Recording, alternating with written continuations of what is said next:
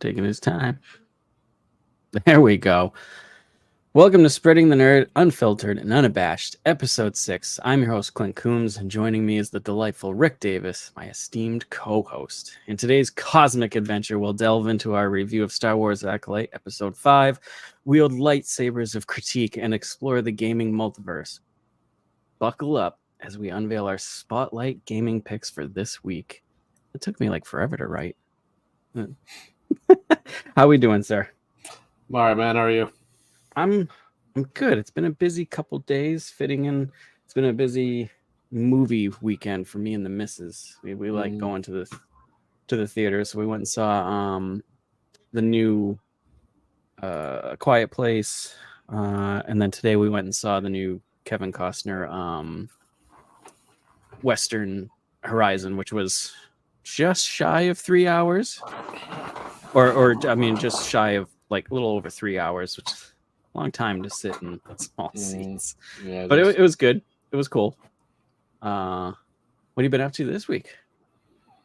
Just getting through the work week. I'm on vacation now for a week, which is nice. Awesome. Outside of that, just pounding through some Elden Ring. That's been about it, actually. Yeah, you is it picking up for you at all? Yeah, I'm at least to the point now I can say I like it. I still don't agree that it's like one of the greatest games ever made. I think that's lunacy. But I don't even think it's the best Souls-like that FromSoft have made, to be honest with you. But I do like it. I'm in, I think it's pronounced Lendell now, the capital city or whatever, and that part's actually very cool. Like this is this has been by far the best part of the game so far, I think. Yeah, I mean, you were talking a little bit about it, and maybe one day I'll get to the end and be able to beat Moog and go to the Shadow Realm or whatever it's called, and within 5 minutes, be like, yeah, this is really stupid. I'm not playing this anymore. Yeah, cool. I don't know. I think a lot of people are complaining about the difficulty in the expansion there, but I think the first patch is coming out, and I think they're knocking down well, so that's kind of been somewhat, I don't want to say misreported, but misunderstood, I think. So what's weird about this expansion is I'm trying to think how to describe this. So it is from what everything I've heard, it is pretty damn difficult. Like the final boss, I guess, is a lot of people are saying it's probably the hardest boss that they've ever made. Like to the point, some people have been saying like they probably went too far with how hard it is. Of course, you'll have a large group of people that even saying that is sacrilege, but those people are stupid. But anyway, so like the way that it works, and I guess they made it this way intentionally so that people that had like ultra high level characters weren't just walking through it. Yeah, your level matters, which I misunderstood that at first. I didn't think your level mattered at all, but apparently it does. But even if you are max level is like 767 or something like that. So crazy. Even if you are max level, you cannot walk into that and just walk to something else and kill it. Well, I mean, you can kill regular enemies, but you know what I mean. It basically works that you have to find these. I guess there's 20 of them throughout the whole, apparently pretty massive map that it is. They're called like Scadu tree fragments, and then there's something else. The other one works for your summon ashes, or whatever they're called. The Scadu tree fragments are actually for you. I guess everyone prior to the update, everyone that you found gave you a 5%. I think it was 5% boost to damage and 5% boost to like damage reduction. Okay. So I guess some people either didn't read or didn't know that, and they couldn't figure out why they couldn't beat anything, and it really was that it's because they didn't have that. And also, if you leave the area where the DLC takes place, these boosts don't work elsewhere. So this is only in whatever this area is called. Right. What this update did was it changed the scaling. I saw a like a graph chart, if you will. I don't know if it was accurate or not, but it showed like, originally it was just a straight line, right? It was 1 was 5, 2 was 10, 3 was 15, etc., etc., etc. Whereas this had more of like a it's kind of a sharper incline at first, and it gets gradual at one point. So it's like the first one now is like 10%. The second one is like gets you to like 17.5. The third, something like that. So, but from what I understand, and this actually on their part was pretty smart, they did not change the bosses or enemies at all. That was all they changed, was how the boost scaling worked. Okay. So, obviously the second that they announced that's what they were doing, there were people already complaining about it, because of course there was. There's always, yeah. Between the internet being a bunch of crybabies and Souls fans being, let's be perfectly honest, frankly, insufferable at a lot of times. You were bound to have people crying like little losers. But I think when people found out what it actually was, it was like, oh, okay, that's actually not really that big of a deal. But by the same token, people that for some reason went into this and thought they were just going to walk through it are also pretty stupid, because that's just not. Yeah. Historically, their hardest bosses and hardest content is always their DLC, because it's always. I don't know if they've ever even released an expansion that wasn't post-game content. Like every one that I can think of for Souls games has always been like you could technically always access it before you finish the main game, right? But it is meant to be like end game content. Yeah. But, I'll get to it at some point. I know our friend Silken, he's not in here today, but I think he said he beat it a few days ago, which I believe so. Yep. Good on him. Yeah, well, it's from what I understand, if you just basically mainlined the story fights, I guess you would call them, right? It is. I mean, it's still lengthy. It's still like, I don't know, 15, 20 hours. But there's just there's an insane amount of other stuff. So I think he said he still like has a ton to do. He just completed the main story part of it. That's all. Yeah, I'll get to it someday. But I sadly have, well, not sadly, I have Final Fantasy 14 expansion, which early access released on Friday. So I've been busy, so I haven't played it too much. And the new class that I really wanted to play, Pictomancer, I thought started at level 90 with the rest of the expansions, because that's how it's worked past expansions. Samurai, Dancer, when you get to it, it started at that expansion level. This one, the Pictomancer, because Cap was 90, now it's 100, but Pictomancer starts at 80. So now I have to level up 10 levels before I can get to the expansion stuff, which is fine, because it's a little difficult rotation wise, but it's a lot of fun, and it doesn't hurt anyway, because you learn how to play the class exactly. So when I get to those like dungeons and stuff, it'll be easier to understand and not be a burden to random players or the guild. I just really like how it talks about because the Pictomancer has its own quest line, so does the Viper. I haven't played Viper yet at all, probably won't for a while, but Pictomancer talks a lot about Realm from Final Fantasy VI, which was my first Final Fantasy game. So all those characters there are pretty special. So when they were talking about her, and it was cool. Brought a tear to my eye. But I really didn't play much this week. I really can't think of what else did I don't think I really played anything this week, to be honest. I also because it was so I mean in terms of my game time, I would say it was probably 85% Elden Ring, 9% The Last of Us. I started playing that again, and then I played a couple. One night, I think it was me and Nate and Muggin, and then played some Rocket League. And nice. I had to get in a solid like hating myself mood, so that was how to go. If Elden Ring doesn't do it enough, Rocket League will finish the job for you. Put both of them together, and then you get the perfect concoction.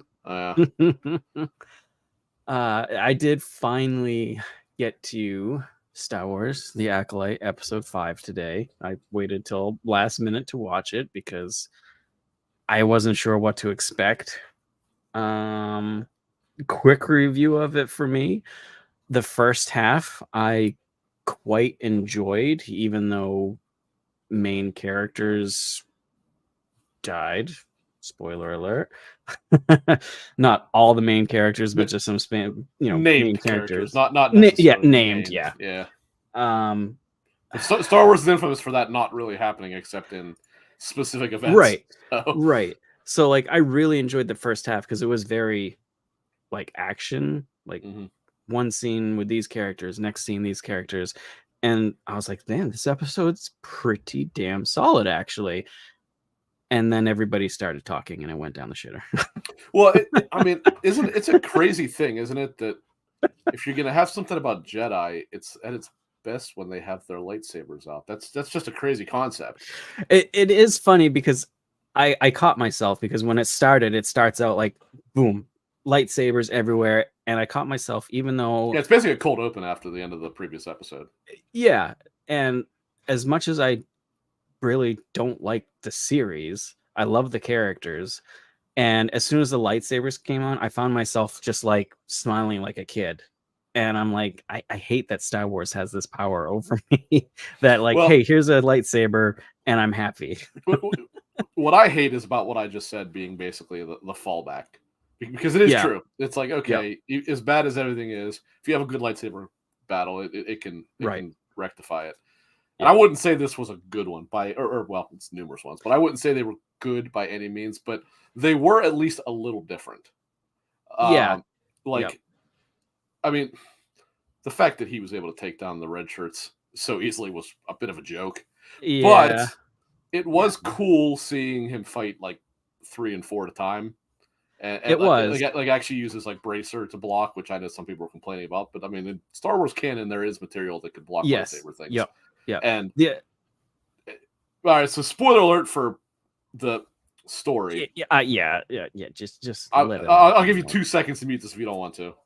Yeah, mute it for the next like 5 minutes or whatever. All right, so surprise, the master is Chimere, or whatever he called himself. I didn't think it could be him because it was so blatantly obvious that's who it was. That was the thing. It was like that's how so bad the writing is. Obvious. It wasn't even a red herring like I figured. That's how bad the writing is.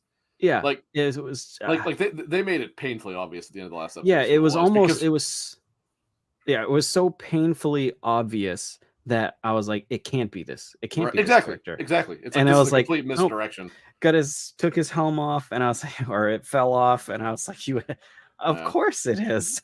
Come on. But anyway, what I was going to say, the reason I name dropped him is because it did establish that he has kind of like connections to get material and shit like that. Like that's, like his shop and all that stuff when he had poisons and stuff like that. Like it's not, as much as everything about this story is a stretch, it's not a stretch to imagine that he could come up with some material to they could block lightsabers, including his goofy ass helmet, which also blocks lightsabers. Which I don't understand why when he headbutted the lightsaber, I'm like, oh my god.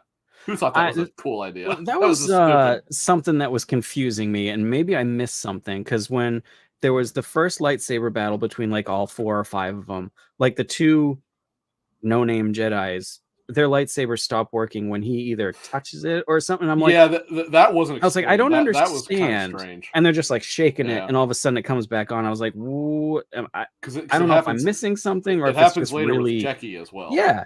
And I'm just like, I think it's when she was using Karnaka's or Kalnak, whatever the hell his name was. Yeah, I think it was his lightsaber. Like hers was fine. And it seemed like it was like if he hit the lightsaber with some like his material, it just like went out. And I'm like, that doesn't make sense to me. It was, but it was weird. I agree. I mean, it's you would think they would explain it, but frankly. And that's the thing is, with the way this show has gone, who knows? I can't tell, and that's what sucks, is because I was like, am I missing something, or is it just really bad? Just like, let's just write this in. Well, it's clearly just bad, but maybe they'll explain it later too. I don't know. That said, I will give credit where it's due. Some of the lightsaber stuff was cool. Yep. And it did create a potential very slight, interesting mystery that is clearly going to be revealed in the next episode.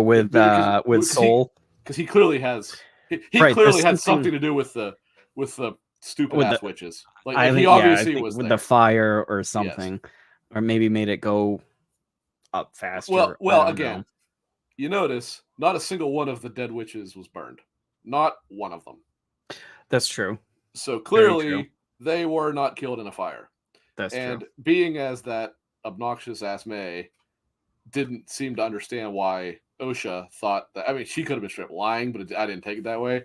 That she thought that Osha was wrong about her starting the fire. Like, she obviously didn't. Like, so something happened. Yeah, there's definitely something fishy. My guess is, if I had to take a wild guess, Chimere well, we'll refer to him as that, even though he claims he has no name, which was also one of the lamest lines ever. But I digress. He clearly was. I mean, he was not in the coven, unless right.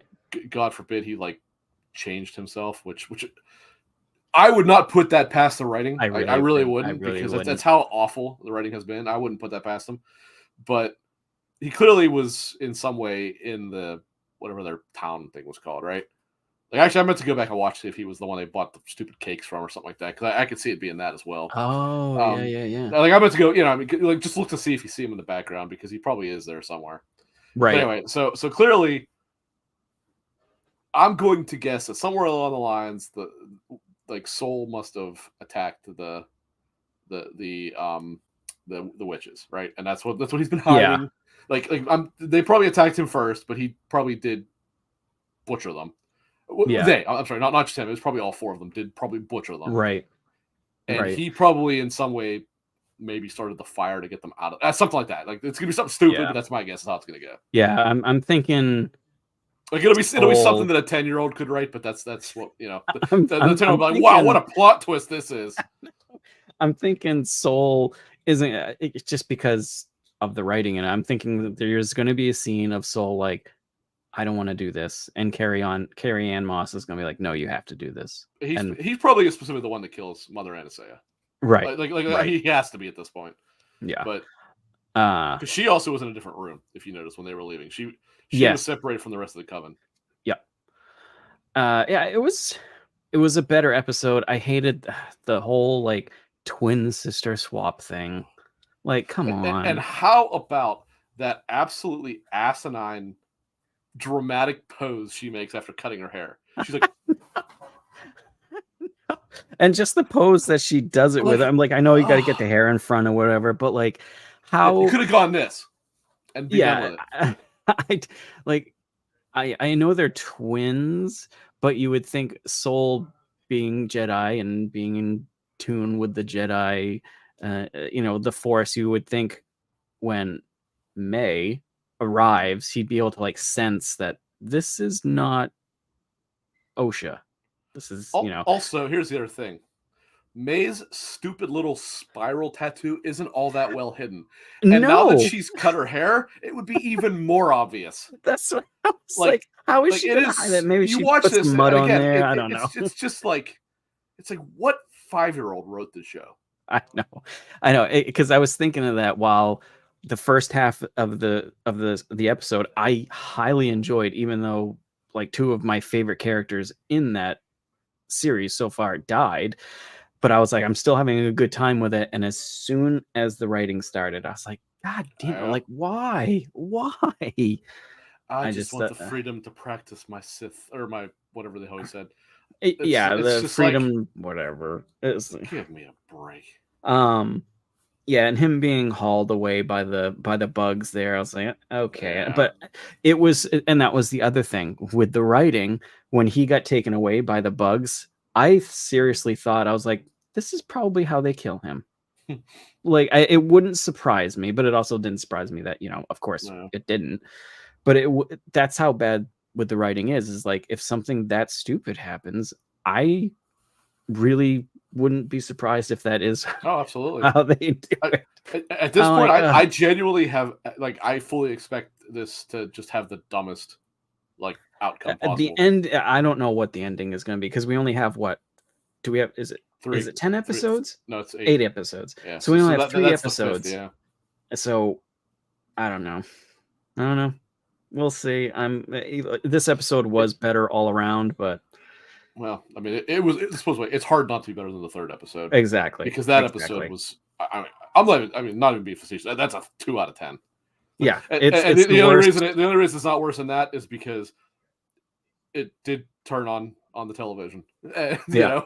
It is like, to beat a dead horse, it is the worst piece of Star Wars media going. Absolutely. Yeah. And it's unfathomably bad. It's just, so hopefully it gets, it's not going to get better. I just hope it doesn't get worse. What an absolute wasted opportunity. And yet again, this emphasizes why Kathleen Kennedy should not be in charge of Star Wars, because she is so much more worried about the nonsense bullshit than she is actually making a good or rather maintaining a quality of standard. Fans want. I mean, fans just want lightsaber action. And but you could a have good story stuff without fine. a single lightsaber. It's just enough. I mean, let's not beat around the bush here. There's probably a specific reason why Leslie Headland, is that her name, was given the position. I think so. And she is pretty clearly woefully not Jesus, I'm having a brain fart here. She clearly is not capable of writing a show of this quality. I know she did have some stuff in the past that was pretty good, but clearly it's Star Wars. Come on. Yeah. Even in its lowest moment, which it most certainly is now, like the series. Yeah. It was at least somewhat enjoyable. You could still have almost anybody lining up to do Star Wars, whether it be writing a game, writing the show, especially writing the show.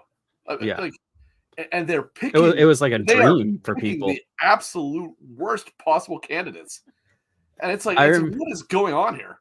I remember, because I think about it almost every time I watch an episode, is that the writers, I can't remember their name, the writers of Game of Thrones, they were going to write some Star Wars stuff. And something else, I forget the name. They were going to write some Star Wars stuff, and of course, they're supposed to have it was either a movie or a show. I don't remember. I think it was a movie. It was a trilogy. It was a trilogy, I think, actually, yeah. And after season 8 of Game of Thrones being so bad, Disney took them off of it. And I was like, I would rather have them write a show. I would take that. I would take that every day of the week over what we got. And I'm like, that is something, because season 8 of Game of Thrones single-handedly ruined the entire series of Game of Thrones for me. And that, I mean, I can't even watch the first couple seasons of Game of Thrones because of how bad season 8 just I don't know. But not to get off track, but that's more on George R.R. Martin than on them. I get why they took some fallback for it. I think they took more than they should have. But the fact that he couldn't finish his own damn story was the problem. God, when is he going to come out with that book? He's going to die. He's clearly not going to. But the thing to remember is those guys were. I'm not going to take credit for this because someone said it, and I was like, "That's actually a really good way to phrase it." Those guys were hired to adapt a story. They were not hired to write a story. So. No. Now, again, that doesn't mean they don't get criticism, because the reality is they still really dropped the ball when the chance came. But more of the blame goes on George R.R. Martin than it does on them. Yeah. But we'll see with next episode, I guess. What else? I still haven't watched the episode 2 of House of Dragons yet. The next episode's out. Oh, the season 2. Never mind. I'm like, I thought they were way further than that. Yeah, that's the season. Episode 2 of season 2. And then episode 3 is out tomorrow, which they do Sunday releases for that. I guess that makes sense. I imagine it still does attract a pretty big audience, even with the I can't remember what the stats were, but season 2 brought in more people viewing than parts of Game of Thrones series, I guess, or something. Oh, wow. Yeah, it's good. It's good. Really liked the first season. People seem to be pretty happy with the casting in it, for sure. I love the casting. The casting is specifically on. The girl who plays Alicent. Is that her name? Alicent. Yeah. And then I saw people really praising whatever the lady's name is that plays the adult Rhaenyra. The Targaryen. The Targaryen. Yeah. Phenomenal. Fantastic. And I guess people actually complained about that casting initially, but they're like, yeah, no, we were wrong. She's pretty clearly. Because it's the child version was fantastic, and then her name's Millicent Elcock or something like that is the actress's name, I think. Yeah, so good. And then people before seeing the series were just like, oh, I don't know about that type of thing. It happened with me with Dark Knight when they had Heath Ledger. Heath Ledger as Joker. I was like, I like Heath Ledger. I was like, I don't know if I can see him as Joker. And then when I saw him, I was like, okay, this is amazing. it just worked. I'll refrain statement there. Oh my no! Let's hear. Let's it's dive it's a in. hot take. This is gonna be a hot take. I can feel it. I didn't I'm think ready. he was that great. I really I said it to my friend once, and I'm like, I will stand by this. It sounds dickish, but I don't mean it that way. I think he only won the awards because he died. I really do. I don't think it was that great. Like, it wasn't bad. I'm not saying he was terrible, but that was not an I think award-winning performance. For lack of better words, I think it helped. No, I get what you're saying. Not the best way to say it. But... I thought the character was well written, and I actually thought that carried it much better because like he, if you looked into the details about it from the interviews like that, before it came out and all that, like, okay, so get inside for the movie took an almost, like, before it came out, it almost took a like ethereal presence about it because he died. And so it sounded like actually the movie was never going to be released, but then they kind of did some cuts and stuff like that and managed to make it work. Yep. And then in interviews interviews after it had come out and all that stuff, he had said about why he did the like lip licking and stuff like that. Oh from the makeup there or whatever. Yeah, and what he even said, he's like, it wasn't like I did it on purpose. It's just it. He said it really irritated his. Yeah, I don't know if it was his lips or if it was the corner of his mouth. I don't remember. It was something. The prosthetic was like. Yeah, and he kind of built. Yeah, I think it was the scars specifically, like the makeup from the scars. So I think it was the corner of his mouth, but. Yeah. That said, better than Bane. That Bane was an absolute freaking catastrophe. And I love Tom Hardy. I will take Tom Hardy over every other actor in all of those movies. Yep, but except for Liam Neeson and except for what's his name? The guy who played Alfred, the old dude.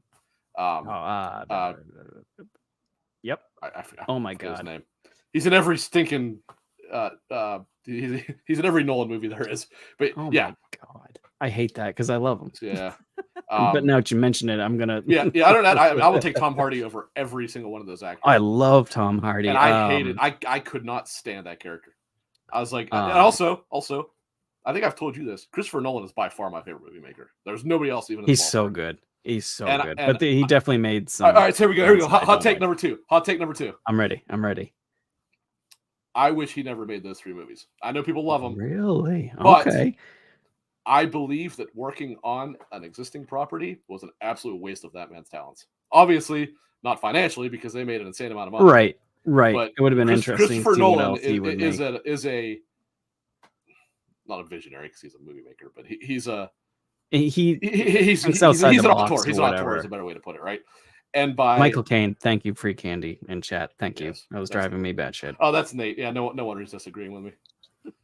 But I would have. I mean, personally, I think Interstellar and oh my god, the one I like better, the one with Leonardo DiCaprio, Inception. Inception, yes. I think those two movies, in their worst moments, shit all over the best moments of the Batman trilogy. Oh, I agree. I think those movies are infinitely better. I agree. I like Batman movies. Like I like all the Batman trilogy. I like them. Yeah, I don't like I'll watch it. I'm them. not saying I hate it. I just think it was a complete waste of his talent. But for Christopher Nolan's films, they're on his lower end for me. Yeah, because I will say, since we're doing hot takes, and I even liked Insomnia. That was well before all those movies. That movie was great. Yep. Is that the one with Robin Williams? It is. Yes. Yeah, it's a very great movie. Interesting role for Robin Williams. Not the it kind was. Of thing he does, it was. But he was incredible, which just showed how. I mean, losing that man is a travesty. Yeah, that was rough. My hot take with Christopher Nolan is, and it upsets me, I was not a fan of Dunkirk. Oh, I love Dunkirk.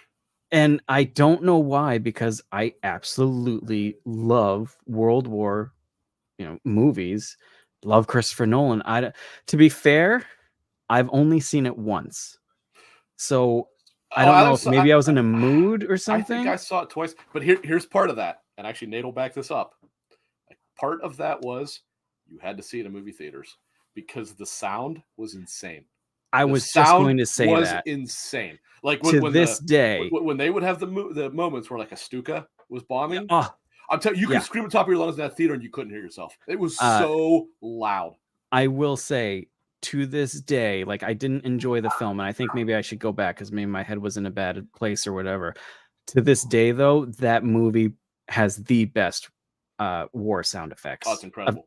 of any movie. It's amazing. The brief moments where guns are being fired, because typically it's not that. Yeah, it's the same deal. It was like I am right there. The pop there. is loud and it sounds like you are in trenches. Yeah, it was really, really well done that way. So I think I do have to just revisit it. I don't know. Maybe I was in a, I don't know. It's also or something. It's also understanding the weird ass way that it does its time telling. It like was kind of once you wrap your head around that, everything makes more sense.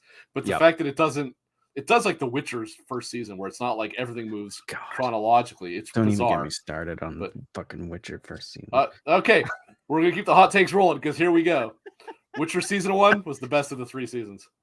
I wouldn't know because I couldn't even finish Witcher season 1. I liked this first season. The second one was kind of boring, and to the point I watched like one episode of the third. I'm like, yeah, get this off my screen. Everybody's favorite meme of like toss a coin to your Witcher. I'm like, I'm done. I'm out. I love. We gotta disagree there. And I just I don't know why they insisted on calling him Jarviskar or whatever his name was, which I guess was the name he went by in the Polish version. But it's like, well, this isn't the Polish version. This is the English version, and he goes by Dandelion. So I don't know why they just call him that. Right. But great games. Well, 2 and 3. Yeah, they are remaking the first one, which I'm excited for. Really excited. I hope they actually remake the second as well, but at least port the second one, touch it up or something, such a way that it's more. Yeah, because that's the second one is awesome. Stuck on like PS4 or PS3, right? And Xbox 360 was not on PS3 at all. Yeah. But that said, the console version was crap. It was the PC version where that was great. And here we go. We're gonna roll out another hot take. That game was robbed Game of the Year that year. That game was so much better than Skyrim.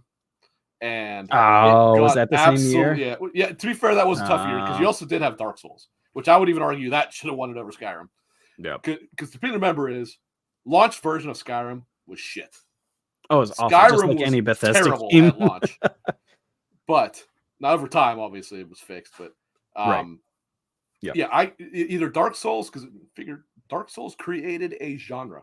Technically, it literally created the Souls genre. Technically, Demon Souls did, but Dark Souls was the one that really like threw. Definitely. Definitely. And I'll be honest with you, like Dark Souls took what Demon Souls did well and did it 1,000 times better anyway. Yeah. But either one of those should have won. It was 2011. Well, yeah, Skyrim 2011. Those were both far better games. 2011. Than Skyrim. Jesus. That's nuts, isn't it? Crazy. Right. I'm gonna try to cool the hot takes for now, but.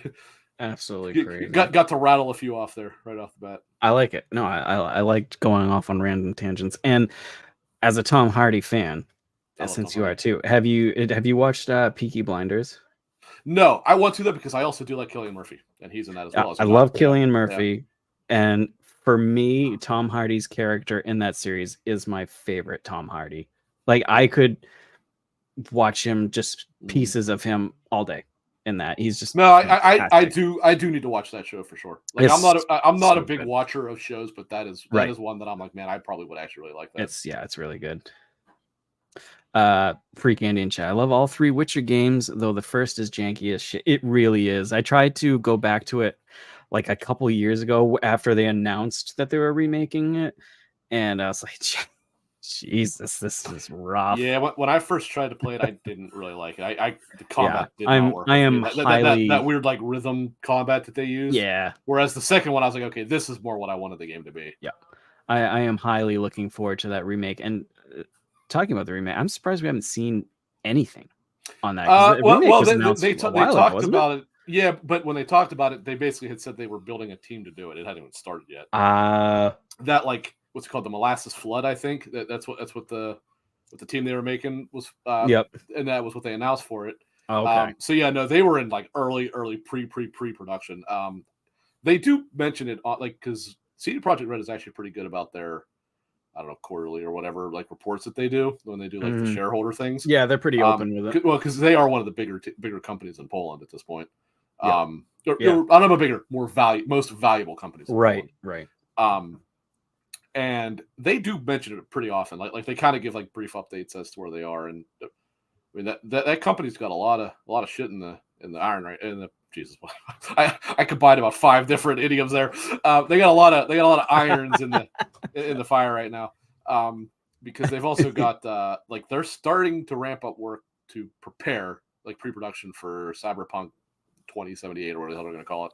Yeah, and I think they started a team in Boston. Too. Yeah, and then Witcher 4 is what's going to be next because that's probably 2 years through if not early. And I don't think that that I haven't looked into it much, but that one isn't following Geralt, is it, or is it? They haven't said. Okay, I thought I heard that it wasn't, but that who knows at this point. I think it is rumored that it might follow Ciri, but this would be another case though where even that wouldn't make a whole lot of sense because this is not really a spoiler, but it's kind of one. Yeah, Witcher 3 has like 10 different endings, I think. And so her fate is a bit ambiguous in some of them, not all of them. Like some of them, it's just like his, perfectly spelled out. But in a couple of them, her fate is left to be like she's never expressly stated as having been killed, right? But it is like left up to, left open. Yeah, like specifically the one where you actually go after the final of the 3 crones. I forget which one it is. I think it's Weavis is the one that survives the. Oh, I couldn't tell you the names. It's definitely not Brewis because Brewis is pretty easy to figure out which one she was. She was the big one with the barrel head. She definitely is. Well, it is Nate. Because what they showed was like a Lynx medallion, but it is rumored that it still could possibly be about her because she's technically not part of the Wolf School either. Don't forget, she just was always there. And in the game, and I can't remember if it was in the books or not, but she did have she came across the a medallion from the cat school. Was it cat? Is that right? She had another school's medallion, but it was one that was essentially gone. Like it was eradicated. But she's not really a Witcher, so right. But the Lynx is, I think that's what that is because it had like the real pointy ears and like kind of like pointy, like whiskers almost. That one is something that's never been like mentioned in the books or anything like that. So it's like, okay, that's actually a cool idea. I need to read more of the books. I've only read the first one. That's it. I read both of the short story ones, which was Last Wish and Sword of something. I forget the name. Basically, it was like season 1 and then the very, very beginning of season 2. And then I did read Blood of Elves and I read part of Time of Contempt. But at this point, I remember the short stories well enough that I could skip those. I have to basically read Blood of Elves because I would probably have to too. It's been a bit. Speaking of reading, you had turned me on to the Hunger Games series, which I've always wanted to read. I just, for some reason, haven't. What's nice about them is they're easy reads. There's something you can read a chapter or 2 at a time and move on if you have to. They are, and I will say, like you had said, that the book stayed or the movies stayed close to the book, and for the most part, there really isn't much so far. I'm only like halfway through that is different and it's just like a couple things left out. It is really well done. Those were very good adaptations. Like they were the kind of adaptations people want to see, where it's like, okay, you didn't try to write your own friggin' story. You said, it was just like basically even some of the dialogue was straight swap over. There's points in I can't say I remembered all that well in Catching Fire and Mockingjay, but in the Hunger Games, the first one, there's points where her like inner monologue is absolutely stated directly. Like obviously because they don't have her like talking in her head in the movies. Right. But just what she's doing. But she says like verbatim what her monologue is saying. Yeah. Because I've been watching the movies at the same time while like at work while I'm doing something. I'll have the movie going, and I think I finished the first and second. Now I'm on the third. So What I book? definitely had. What's that? Book you're saying, or movie, or what? Movies. Oh, okay. But yeah, book one with the first movie is definitely like it's very close, which is awesome. Yeah, and actually, as I remember, the third one deviated a little bit, but that was for the better because that was by far the weakest book. And actually, that was a rare case where I thought the book actually, or the movie rather, was actually probably better than the book. Oh no shit. I think she kind of didn't quite like. I did hear she kind of was rushed a little bit to finish the third one. So I think she may have kind of like not really had written much things time to put into the way it type she of wanted thing. to. Because I was thinking, I'm like, some of this is a little bit weird, but I did like the movies. Or Yeah. the movie, like when I say movies, I'm talking Mockingjay, like the two movies Yep. there. And then Yep.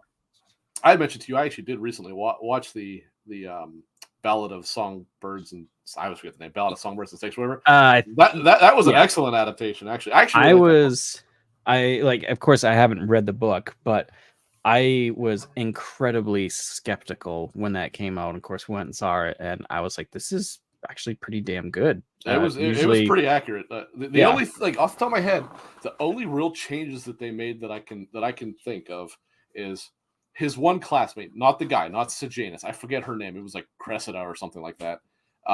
It was I think she was played by an Asian girl in the movie. She was very different than when she was in the book. Because in the book, like he and her were pretty close. And in the movie, she was just kind of like really an asshole that was trying to like just kind of wanted to like take credit for things, and that didn't happen in the books. He was actually the one that like the part that happened in the movie with the tank of snakes in Professor Gao's office. That did happen, but it happened differently in the general events were the same. But he was trying to give her credit as opposed to her trying to take it like she did in the movie. gotcha. But the same thing still happened, which was that's how he learned what those things did, and then blah blah blah blah blah. But I actually thought they would really like. You did watch that movie, right? The prequel, the ballad one, yeah. Yeah. Okay. Yeah. I just haven't read the book. The final like not the final, but the final act, if you will, which was after the games. Yeah. I thought in the movie they would really like kind of skip through that. They really like almost beat for beat followed the book on that one. I was like, and they should have, because it really is pretty important. Like it's specifically why he changes, right? Right. I won't go into details, but and actually, I really, really, really liked the guy that they cast to play Coriolanus. Yeah. I thought he was exceptional. Yep. No, it was definitely good all around for sure. And then I think I mentioned to you just a couple weeks ago, she announced that she's having a new book, and they've already announced that they're going to do a movie adaptation for it. Yeah, and that's it's about Hamish when he was like the year that Hamish was in the which so that'll be interesting. I'm super. It's going to be really interesting because, spoiler alert, a little bit for I think it was Catching Fire. At one point in the beginning, it had to be Catching Fire. In the beginning, Katniss watches old tapes of how Hamish won. And it's interesting because he didn't really fight directly. Like he actually like they didn't go into a lot of detail because she just kind of fast forwarded through it, but she just tried to figure out how he killed like the final people. And he basically tricked people. Whoever the final person was or whatever, he tricked them into like running into the barrier and like killing themselves, so he didn't actually have to kill them. So that'll be interesting. Like, is he going to like try to avoid killing as much as possible and not really do it himself? Because that would actually make for a pretty interesting, set of the games. Yeah, so I'm actually looking forward to that. I'm kind of looking forward to seeing actually what they write or what she writes. When you had mentioned that book, that's when we got on to the topic of the book/movies, and so that's what I started. Well, if we're gonna talk about books, I actually have recently been so I'm not a huge reader. There's a couple things that I've really gotten into. Like I've read all the Harry Potters, that kind of thing. Yeah. There was one series that really, really did catch me. It was years ago, and that was the Aragon series. Aragon, Eldest, Brissinger, and Inheritance. Yep. And I loved them in, I don't know, the late, like right before 2010. I think Inheritance came out in like 2012, something like that, right? Yeah. I love them. But I basically put them in my rearview mirror, right? Well, last year, out of nowhere, in like March, Christopher Paolini, the writer, announced, "Hey guys, got a new Aragon book coming out, and it's Murtagh. It's one of the main characters. Well, not main, he's a major character. And I won't go to detail of what happens with him, stuff like that. But he's after Aragon, he probably in the original book, Aragon, he's probably the main character. I mean, outside of Saphira the dragon, he's probably the main character outside of those two. He has a bit of a lesser role in the second and third, but a pretty big role in the fourth as well. And I was like, oh man, that's awesome. And this is a sequel as well as a prequel. It kind of tells the story of my understanding is I haven't gotten to it yet. I'll get to that in a minute. It kind of tells the story of what happens to him, like his story from the second, third, and I assume part of Inheritance. And then it tells what happens after that as well. And I'm like, man, I'd love to read that. But outside of the very, very basic like story points, I don't remember much about these. I remember thinking that Solomon, the werecat, was awesome, but that's all I can't remember anything about him. So I was like, all right, I'm gonna do something that I have never actually done before, which is reread them. And I slowly, like I don't read them quickly. I'll read like a chapter or two a day or whatever. I have finished Aragon, Eldest, and Brissinger, and unfortunately, the beginning of Inheritance for me so far has been slow rolling because I've kind of started it a bit slowly, but I'm getting there. And the point is to finish that.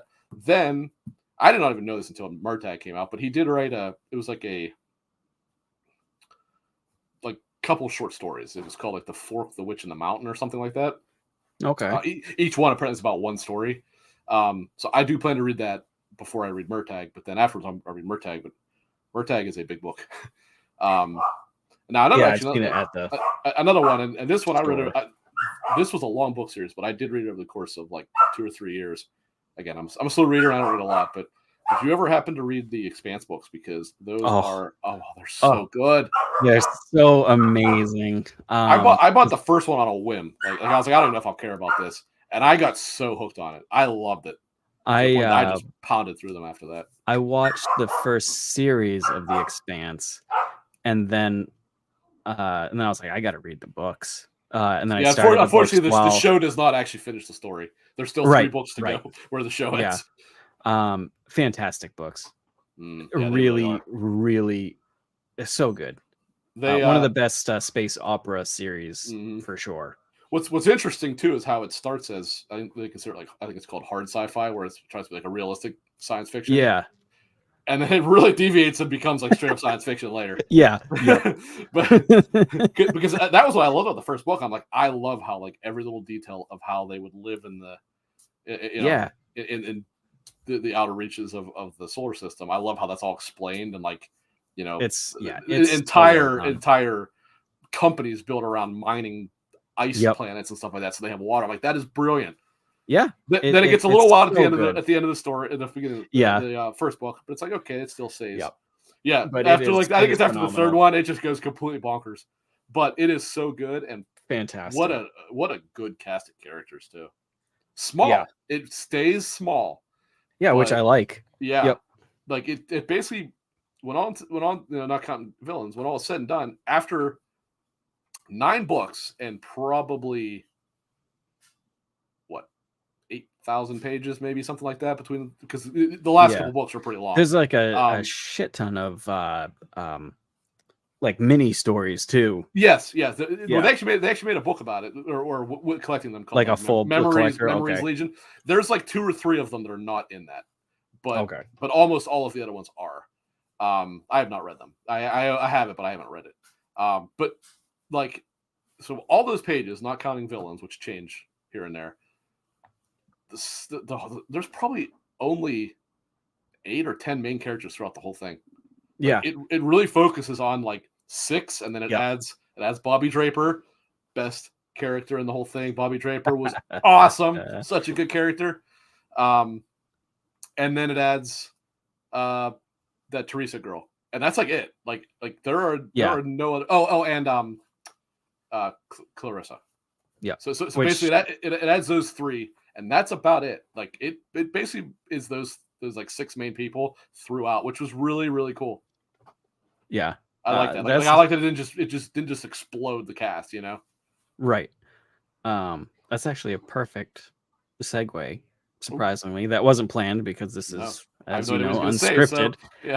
I was gonna like kind of go into, because I really didn't. There wasn't too much game news this week that popped out to me, anyways. So I was like, oh, maybe we should talk about the Steam sales or whatever. And in my cart is the Expanse Telltale game, because I've been wanting to play it, but I just didn't want to pay full price. So it's on sale, and it's in my cart right now, along with Hollow Knight. I don't care about Expanse. Buy Hollow Knight, damn it, anyhow. I the show's over. I'm done. I have, because it's weird because Hollow Knight is known as one of the best Metroidvania games and one of the better games to come out in like a long time. It's just known, and I just haven't played it. It's probably not unfair to say it's probably almost objectively the best indie game ever made. Yeah, and almost I definitely heard that.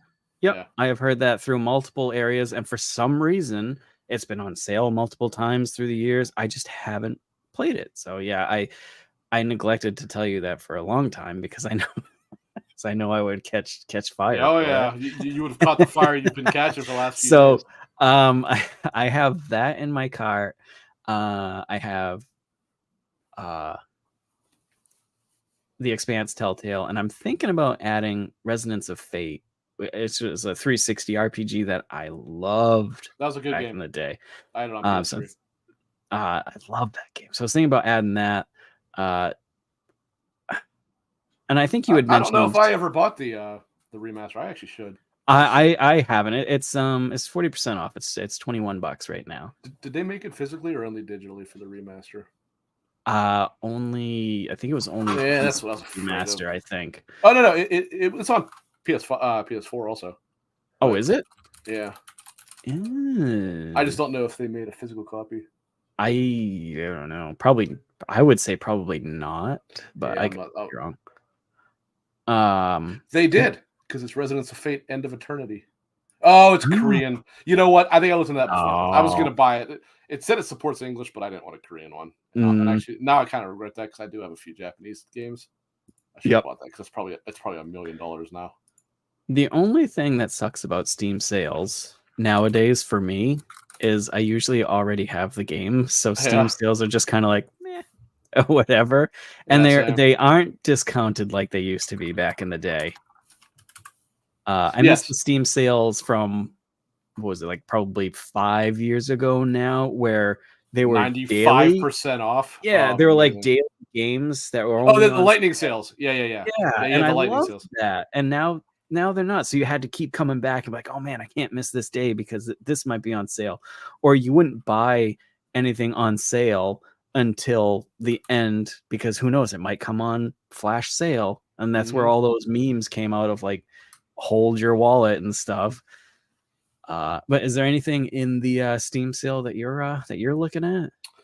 I had mentioned in the Discord, I actually found this year's Steam sale pretty disappointing, to be honest. But yeah. But you're right. Part of it is that I have a lot of it. Right. Even so, I can still usually find something, but there was not a lot this time. And the sales were much more on the lower side. Like, they were like 20 to 25. I'm like, I'm not going to buy something. I don't, you know. But I bought a couple little things. They were all basically indies. I bought Freedom Planet 2, which I actually have on PlayStation, but I brought it out on Steam, so I bought it there. I bought... What did I buy? Actually, I don't remember. I bought 3 things. I don't remember what the other 2 were. Freedom Planet 2. I did. It was I bought kind of, yes. Yeah, it's like a platformer. Okay. I bought Ion Fury and Phantom Fury, I think is the name. Those are boomer shooters. For those that don't know, Ion Fury basically looks like Duke Nukem 3D. It actually uses the build engine, which is what that was. Yes, I heard about this one. And Phantom Fury was its follow-up. Phantom Fury is more akin to Half-Life, so actually I'm kind of excited to try that one because it's a little still technically a boomer shooter, although it's sad to think that counts as that. But I know. But it's obviously, like, what's interesting. So a lot of the boomer shooters use, like, the I forget what they're called, but the old Doom engine. I don't remember what that's actually called. I can't remember what it's called either. Yeah. And that's great, but the Doom things did have a specific limitation, which is that you could not actually have multiple floors. Right. They found ways to cheat it to make it work, but it technically did not support it. That's why you couldn't look up and down and stuff like that. But the build engine was the first one to actually allow proper, like, 3D, like, stackable levels and stuff like that. So that's kind of why they went with it here. So yeah, nothing I'm overly excited about, but I did get those. I'll check out Phantom Fury at some point. But yeah, there wasn't anything that really one of the decent deals that popped out to me, and it's I don't know, I might get it at $6, is the Jurassic Park Evolution 2 Park Builder. I'm not really into park builders, but yeah, those aren't my thing at all. Battlefield 5 is $3.49. God, I love that game. Yeah, 5 was good. I wonder if, I don't think we'll see it this year at Gamescom or anything, but I can't wait for the next Battlefield. I hope they take what they learned. I imagine that'll have a fairly lengthy marketing thing. Yeah. So yeah, we're definitely not going to see it this year. I hope they take what they learned at the end of 2042 and bring it to whatever they're doing next. They cut off their own legs with that game because they launched so stupid. I thought for sure, I was like, it would launch so bad. As much as a diehard Battlefield fan I am, I thought for sure, I was like, this is it. This is the end of the series. I kind of thought scared. So as well, actually. I was scared. Yeah, I'm trying to think. Oh, Suicide Squad's $21. There we go. They should have to pay you $21 for buying it. They really should. God. Ugh. Yeah, I think I'll I think I will add Resonance of Fate. What else is on my wish list? I'll tell you what else is on there. Monster Hunter Rise and Firewalker. That's right. It's called for $20. We should buy it. We should. Because I when I play those games, I've only played them by myself, and I know I would, and I enjoyed them. I know I would. Me and Nate played Gold for a little while, but we did play it on Xbox. I think they'd be. Well, I assume Rise probably plays at 60 frames on console anyway. But there's another game I want, Last Train Home, and that's $26. Yeah, it's that's what I mean. It's like 8 or 9 years old, I think, isn't it? No. This one came out last year, end of last year. It's a strategy game at the end of World War I, and you're taking the train home, and you have to stop for supplies, but you're still getting under attack, type of thing. It looks interesting. It's sitting at very positive on the. It's done by Ashbourne Games, published by THQ. Last Train Home. Oh yeah, this is definitely not the game I was thinking of. I don't know what I was thinking of. What I was thinking of was like a side scroller, but not like a platformer. And I don't know what it was. It wasn't this. I can tell you that much. Yeah, I think that's really it, because there really wasn't any deep discounts on most of my wish list. There really wasn't any. With so many games that are already in my backlog, I'm like, I'm not going to add backlog to it with mediocre sales. So, but with that said, on the Steam sale, is your Spotlight game in the Steam sale? I actually believe it is. Let me look here.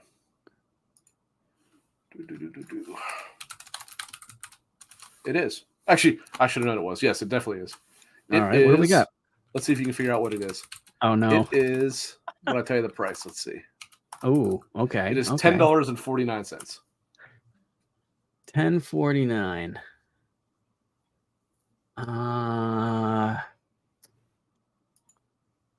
I mean, I was gonna say that's a lot of games on there. That's when you see what it is. You're like, oh yeah, I should have done this. Ender Lilies. Oh, you mentioned it, yes. That's why I was like, oh, I should have realized that, because I actually posted the screenshot of it being on sale. This game is awesome. It is I won't pretend to have gotten very far because I did actually restart it. I originally bought it on the Switch, and I was like, it's cool. Looks like not to interrupt you, that looks like a fancy physical copy. It is. It looks nice. It's limited run. I haven't opened it, so I can't. Okay. I don't know. I'll tell you. While I'm talking, I'll look it up and tell you what's in it, because it is the collector's edition, I think. So, actually, why don't you talk for a minute? Because I'm not good at doing two things at one time. My brain doesn't work that way.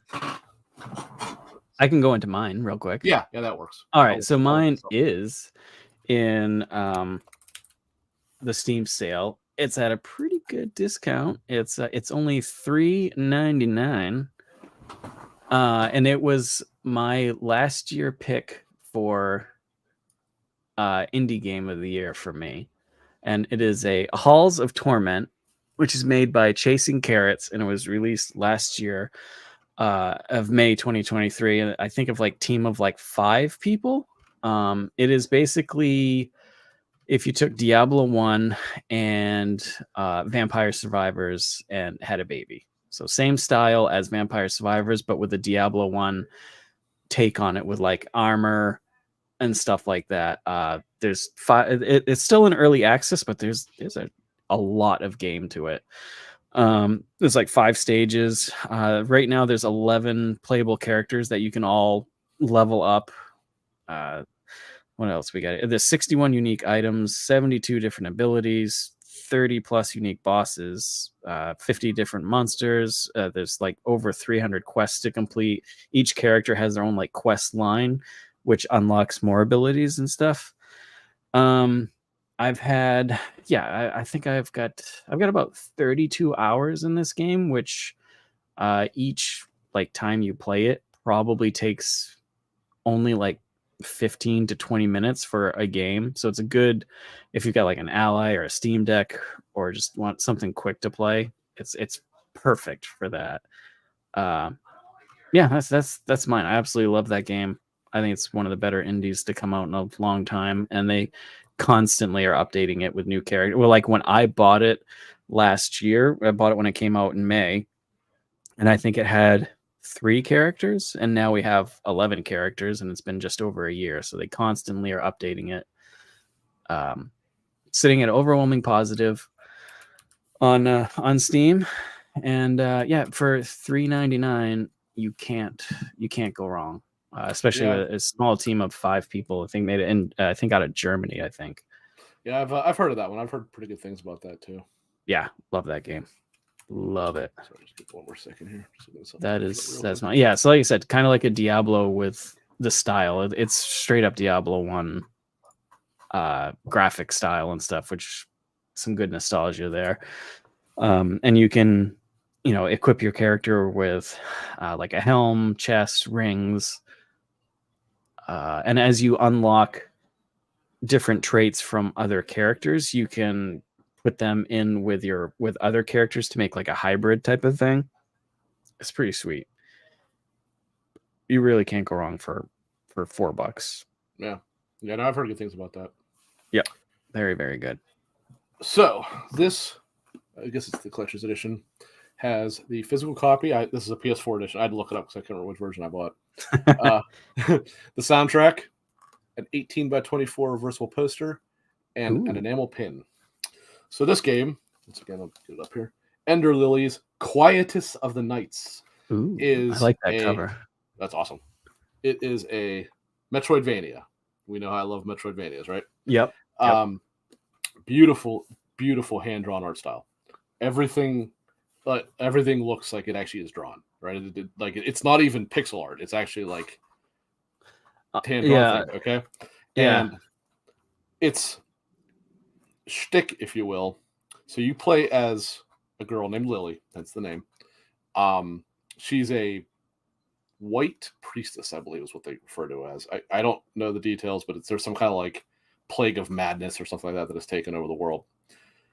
And she herself, being a young girl, I mean, that's her right there, right?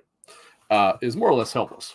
But she can absorb the souls of, I don't know the details, but like soldiers or something like that maybe she purified.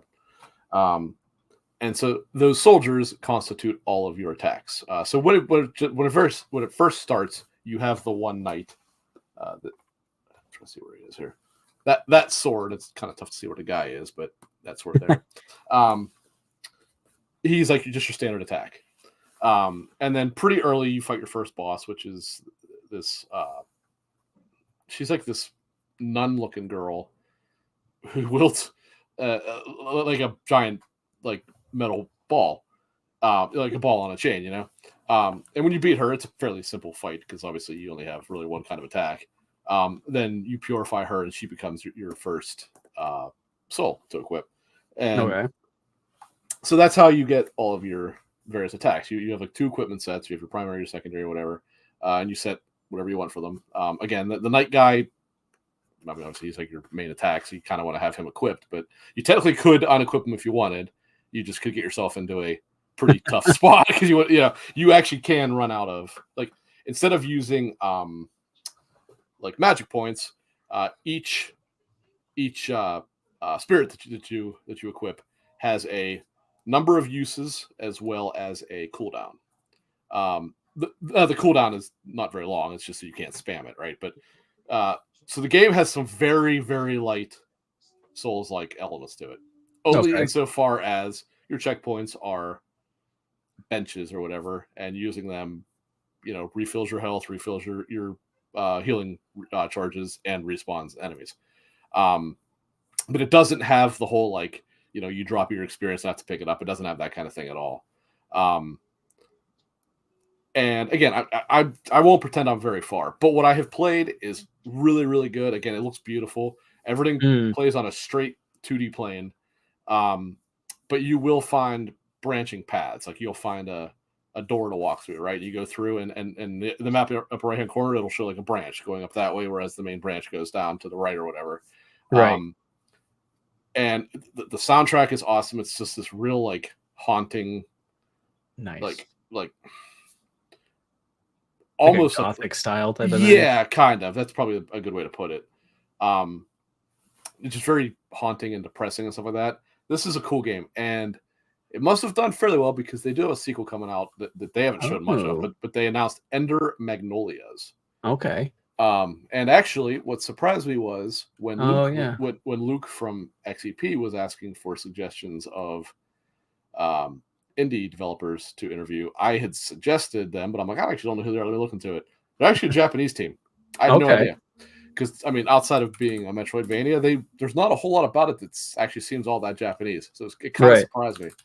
The sequel was called Ender Magnolia Bloom in the Mist. It was announced in one of Nintendo's shows. Okay. It was not the most recent one. It might have been the one before. And I don't know when it comes out, but I'm sold on it just because. Yeah, I'm looking at it. Oh, wow. This came out in 2021. Oh yeah, it's been out for a few years. It came. What was weird is it actually came out like 2 weeks before it came out on Switch like 2 weeks before everything else, which is kind of strange. I assume that's probably like some kind of deal with Nintendo, but right. Awesome game. Yeah, it definitely looks good. I did just add it to my cart. $10. I can $10. Like, for $10. Yeah, and I'm a sucker for. I like Metroidvania anyways, and I'm kind of getting more. I like played random Metrovanias here and there, but I'm definitely getting into it more recently. And I'm a sucker for like hand-drawn style art. Oh yeah. Yeah, the art to this game is gorgeous, isn't it? Yeah, I've watched a few trailers now, and it looks so good.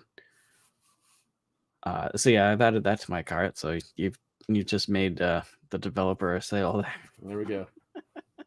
Yeah, developed by Livewire and AdGlobe. And that's what's really weird is I can't actually find who is the proper developer and why there's ones. But I believe AdGlobe is the main one. Okay. I think they're who is listed as the developer of Magnolias.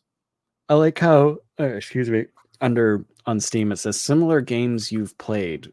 I've played several Metroid style games on Steam, and the only game it says that it's similar to is The Witcher 3.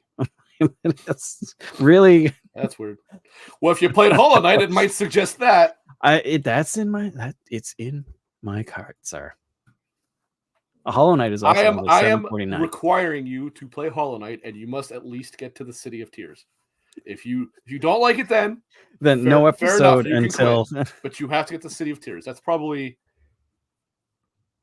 I should remember maybe 2 hours in, something like that. No, but it's when the game really opens up. Until then, I didn't say that, but I will no longer speak to you.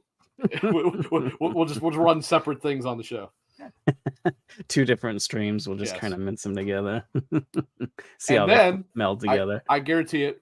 if you follow my instructions and get to that point, you will join me in Silking It as the people that are sad every single time a show comes around and they have not talked about Silksong. Well, maybe me playing it will get an update. Maybe I'm that was the problem. Maybe that was the problem this is all this time. that like cause and effect thing. Is it Yes. callus? I don't know. Maybe that was the problem all this time, is they were waiting for you. Waiting for there was someone else. There was someone else in there who said was it Matt Valdez that said he liked it? I know Red Beast said he was actively playing it right now. I think it was Matt. I think it was Matt. I think it was Matt said he liked it. I'm like, yeah.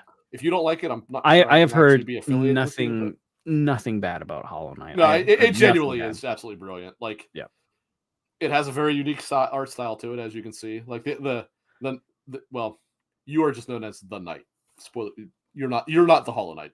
So that does not refer to you. You find out who the Hollow Knight is pretty early, actually. But the whole world again has like this interesting hand drawn style. But it has this real like, it's really hard to describe because it has a very unique look to it. And I don't know. Have you looked into much about the game at all, or just more? I've seen plenty of videos. I've watched reviews. Because I have wanted to play it. You're in a world of bugs. Did you know that?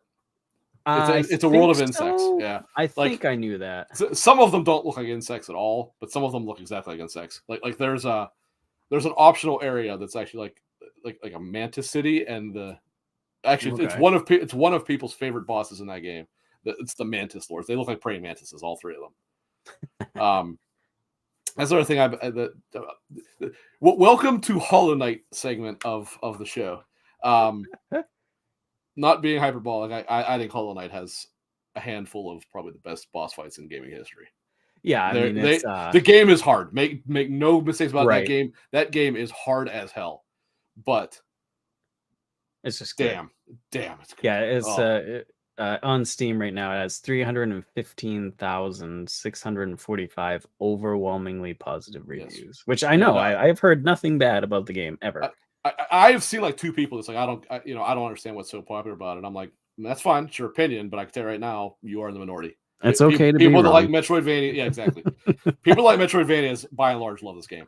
Because when it was coming out, I remember looking. I was like, oh, this actually looks really cool. Like watching videos, all you could really go by was how it looked.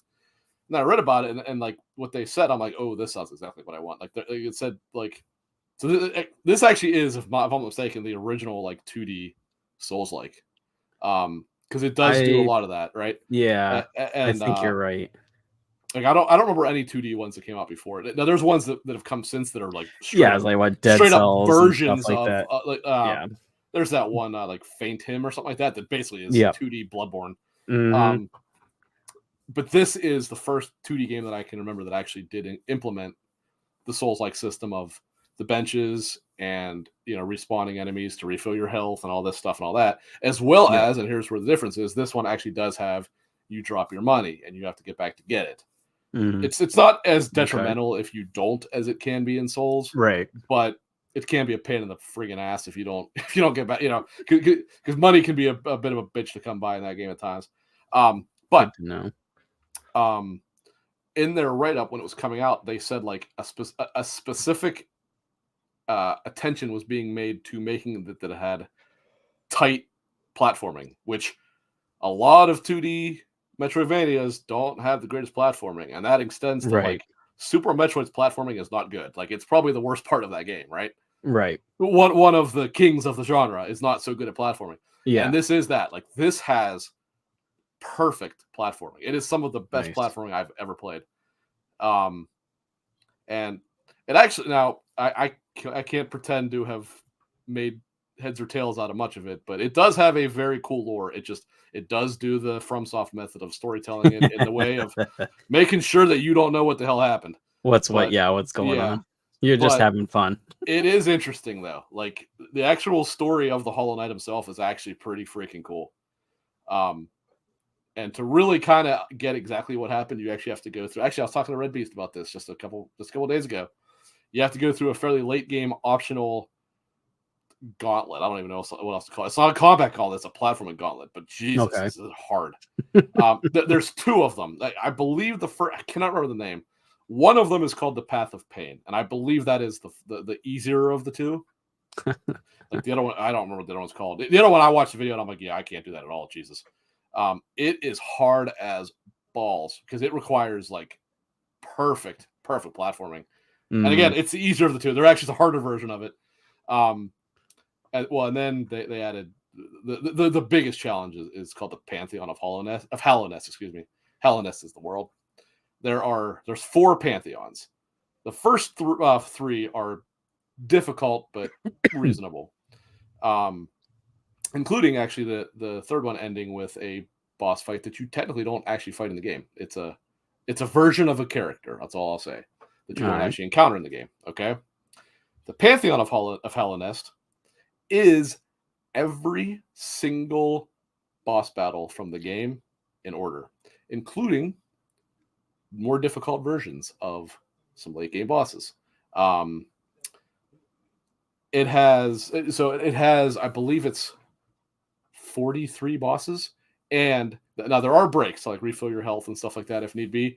But if you die, you redo the whole thing. There's no checkpoint. You don't get to start over. Okay.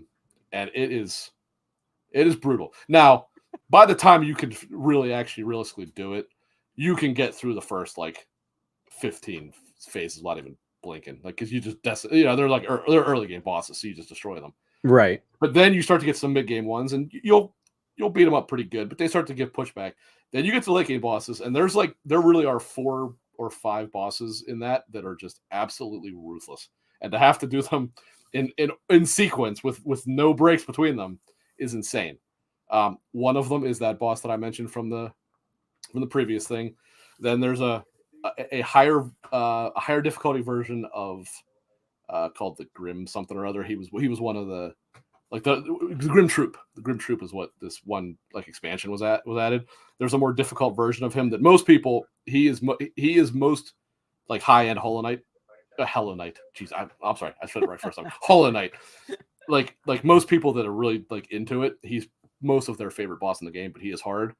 And then it culminates with a upgraded version of the true final boss of the game, which you have to do a little bit to get to, who is, I don't know how anybody can beat her. Let's put it that way. But I watch people do it. I showed Nate one time that there's a video of some guy. He's got to be considered the best player in the world. He's done speed runs of doing the Pantheon as well as no damage runs and stuff like that. And it's insane. And I watch. I'm like because he plays with keyboard, and he puts his keyboard up on the screen, right? So you can see what he's doing. I don't even know if you could do the way he does it on the controller, because he's doing like multiple inputs of direction at the same time that I don't think you can do with a controller. But some people are crazy with that stuff. Yeah, the boss's name is Absolute Radiance, and I don't know how you could beat it at all, let alone beat it like he does. But, all right, there we go. I've had 5 minutes to ramble about Hollow Knight, but buy it because it's amazing game. It's in my cart. I promise I'm going to buy it. You'll love it. I guarantee it. You'll love it. I know I will. And I don't know why I haven't gotten to it earlier. I don't know. I actually just recently bought a PS4 version because I had it on Switch because it came out first on Switch, and actually I thought that was a perfect Switch game. But I have a feeling Silk Song will probably struggle on the Switch. So I was like, well, I mean, to be fair, I did beat it on Switch, but so I bought it on PS4, and I'm like, man, I kind of do want to play through it again, but I don't know if I want to. So there's points where you do get the good old Dark Souls like hard stop, like right going through this again. But maybe we'll see.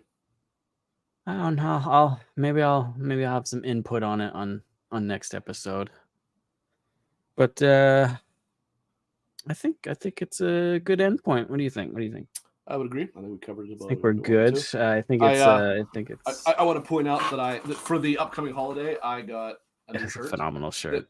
That so good. You were supposed to get one too. I know. You delayed, and it was too late. I forgot. But is there anything more American than a cat samurai with an American flag? It's pretty good. I'm gonna have to find something. I'll find something so over the top.